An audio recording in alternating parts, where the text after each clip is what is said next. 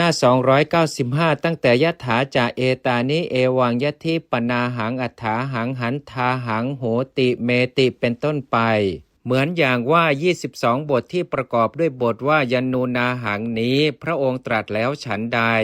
22บทที่ประกอบด้วยบทหนึ่งในบรรดาบทเหล่านี้คือยะทิปนาหังพุทธังปัจจักไขยังก็ถ้าว่าข้าพเจ้าพึงบอกคืนพระพุทธเจ้าละอัฏฐาหังพุทธังปัจจักไขยังหากว่าข้าพเจ้าพึงบอกคืนพระพุทธเจ้าละหันทาหังพุทธังปัจจักไขยังผิว่าข้าพเจ้าพึงบอกคืนพระพุทธเจ้าละโหติเมพุทธังปัจจักไขยังข้าพเจ้ามีความดำริว่าข้าพเจ้าพึงบอกคืนพระพุทธเจ้าละพระองค์ก็ตรัสแล้วฉันนั้นรวมทั้งหมดจึงเป็น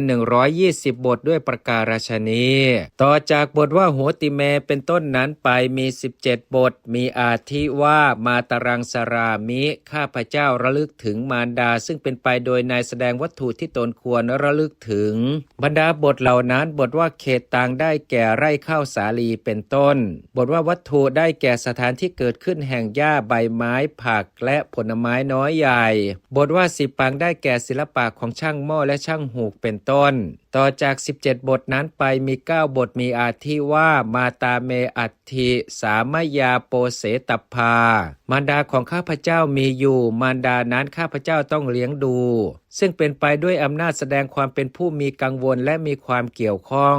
ต่อจาก9บทนั้นไปมี16บทมีอาทิว่ามาตาเมอัตถิสามังโปเสสติมารดาของข้าพเจ้ามีอยู่มารดานั้นจะเลี้ยงดูข้าพเจ้าซึ่งเป็นไปด้วยอำนาจแสดงถึงบุคคลผู้เป็นที่อาศัยและผู้เป็นที่พำนักต่อจาก16บทนั้นไปมี8บทมีอาทิว่าทุกกรังพรหมจรรย์เป็นภาวะที่ทำได้ยากซึ่งเป็นไปด้วยการแสดงถึงความที่พรหมจรรย์มีการฉันหนเดียวนอนคนเดียวเป็นภาวะที่ทำได้ยากบรรดาบทเหล่านั้นด้วยบทว่าทุกกรังภิกษุกระสันนั้นย่อมแสดงความที่พรหมจรรย์ทำได้ยากเพราะทำกิจวัตรทั้งหลายมีการฉันหุนเดียวเป็นต้นด้วยบทว่านะสุกรังย่อมค้านความที่พรหมจรรย์เป็นภาวะที่ทำได้ง่ายใน2คำว่าทุจรังนะสุจรังนี้พึงทราบในอย่างนั้นด้วยบทว่านะอุตสาหามิย่อมแสดงความที่ตนไม่มีความอุตสาหะคือข้อที่ตนไม่มีความสามารถในการทำกิจวัตรมีการฉันหุนเดียวเป็นต้นนั้นด้วยบทว่านาวิสหามิย่อมแสดงข้อที่ตนไม่มีความอดทนวงเล็บในเพราะทำกิจวัตรมีการฉันหุนเดียวเป็นต้นนั้นด้วยบทว่านะระมามิย่อมแสดงความไม่มีแห่งความยินดียิ่งด้วยบทว่านาพิรมามิย่อมแสดงความไม่มีแห่งความยินดีก็50บทเหล่านี้และ110บทเบื้องต้นรวมเป็น160บทพึงทราบว่าพระผู้มีพระภาคเจ้าตรัสในวาระว่าด้วยทำให้แจ้งความเป็นผู้ทุรพลโดยในดังกล่าวมาแล้วนั้น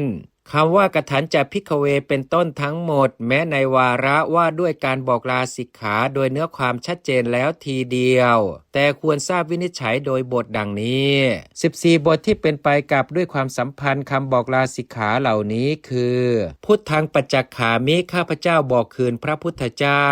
ธรรมังปัจจักขามิข้าพเจ้าบอกคืนพระธรรมสังฆังปัจจักขามิข้าพเจ้าบอกคืนพระสงฆ์สิกขังปัจจักขามิข้าพเจ้าบอกคืนสิกขา